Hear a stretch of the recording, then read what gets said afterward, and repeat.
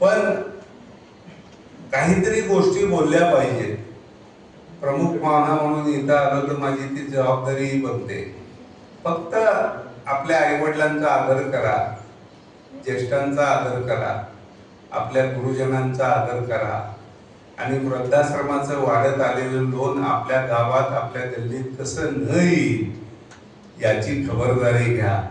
आणि तुम्ही भविष्यामध्ये या देशाचा एक उत्तम नागरिक बनावं आणि आपल्या देशाचा माथा तुमच्या कर्तृत्वामुळे उन्नत व्हावा अशी मी मनोकामना व्यक्त करतो. आणि तुम्हाला तुमच्या शैक्षणिक वाटचालीस मनस्वी शुभेच्छा देतो. आता जे पारितोषिक वितरण होणार आहे त्यामध्ये जे जिंकलेले मुलं मुली आहेत त्यांचंही अभिनंदन करतो, जे हरलेले आहेत त्यांचंही अभिनंदन करतो.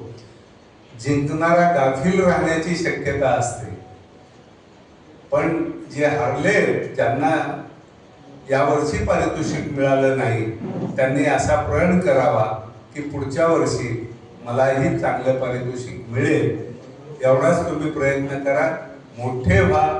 मोठं कॉलेज आहे, मोठे प्राचार्य आहेत, मोठे प्राध्यापक आहेत. या सगळ्या संधीचा तुम्ही चांगला उपयोग करून घ्या.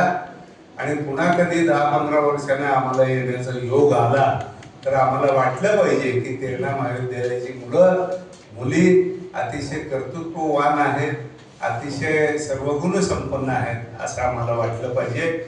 तुमच्या शैक्षणिक वाटचालीस आणि या महाविद्यालयाच्या भविष्यकालीन वाटचालीस मी मनस्वी शुभेच्छा देतो आणि सरळ सरळ कवितेकडे बोलतो.